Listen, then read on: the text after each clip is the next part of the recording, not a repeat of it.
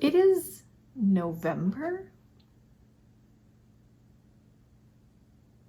So it is time for another TBR jar picks my books. I don't know what happened in October, but I read 3 books in October. I didn't read all the books I picked last month. I don't know why. I'm kind of blaming hockey a little bit because I don't really watch a lot of TV, but I do love hockey, and hockey is back now. So instead of sitting on the couch reading, I'm watching hockey. But it's fine. I am going to carry the books over. So it's starting to be a busy month with Thanksgiving and then right after or maybe even before Christmas and all of that. So I'll just pick a couple this month. And then in December, I do have a couple Christmas books that I want to read. I really don't want to read about Christmas at any other time other than in December. So I might not do one in December is all I'm saying.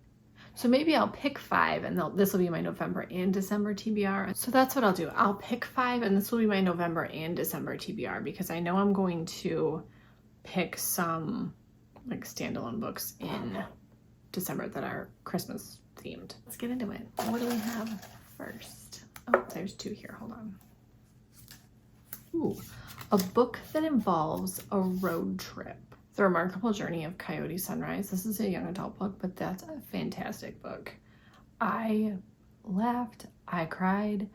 I really, really enjoyed that book. The sequel was good, but the first one was so much better. It really deals, this is not about that book. It's deals with grief and how people process it, and that was a great book. That's just on this list. Okay, this might be cheating a little bit, but I don't think so. This is Janet Ivanovich, Dangerous Minds, and this is the second in the Night and Moon. I think it's just a duology. I read the first one and I really enjoyed it. I do like Janet Ivanovich's writing. I complain about the Stephanie Plum series because, like, how is that girl still alive? How is her hamster still alive? Granny's got to be like 900 years old. There's some plot holes you have to kind of get through. But I do enjoy the books and I keep reading them. So, I mean, you know, whatever. So I complain about that series, but I do otherwise like Janet Ivanovich's writing style. Essentially, they're going on a worldwide scavenger hunt. So, I mean, that's like a pretty intense road trip if you're asking me, which I think we are. Let's see what else is in here. Okay. A book with an animal in the title. Oh. Animal in the title. I feel like that's going to be a cozy. Let me look some things up here.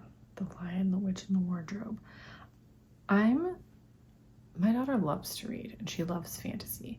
And I've told her for literal years, you need to read the Chronicles of Narnia because, hello, it's incredible. And she's like, no, I don't want to read it. What is wrong with her? We're going with a cozy. This is by Judy McCoy, and it's called Hounding the Pavement. And hound is a dog. And there's also a bunch of dogs on the cover. We're going with that one. Okay. This one is a book with water on the cover. Do I want something like mysterious? Actually, a pretty new book to my collection. And it's called The Night We Lost Him by Laura Dave. And there's definitely water on the cover, so that'll be book number 3. Okay.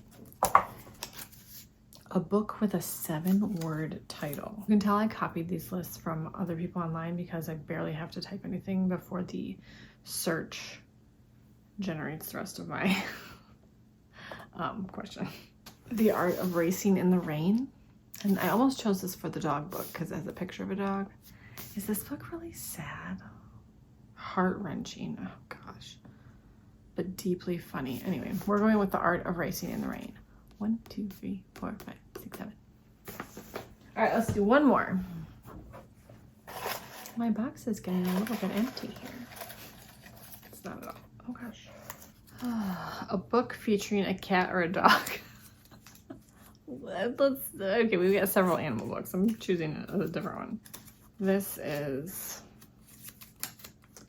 the author's name includes a middle initial. These are all so strange. The author's name includes a middle initial. Okay, so something happened to my camera and I'm just kind of over this right now, so I don't know. Ooh, I know what I'm gonna read. V.E. Schwab, The Invisible Life of Addie LaRue. Does your TJ Maxx sell books now? They've always had kids books, but they've never had adult books, and I found this at TJ Maxx. I haven't actually hauled it yet. It's gonna go up in my next book haul, which will be probably like a month or so. I tried it. I feel like it looks like I buy books like buckets at a time, but there's a lot of time in between filming and posting, so it's not as like rapid fire as it looks. Anyway, The Invisible Life of Addie LaRue. I've heard this is great. I've also heard that it sucks, so I don't know. We're gonna try it. We'll finish. Okay, so I have a lot of books to pick. I also have 2 specifically Christmas books that I know I want to read. So we've got lots of options. So I would love to know what you guys are reading in November. I was originally gonna pick some cozy fall type books and I just didn't. Maybe next year I'll have a better plan for themed TBR months, or maybe I'll just fly by the seat of my pants. Who knows?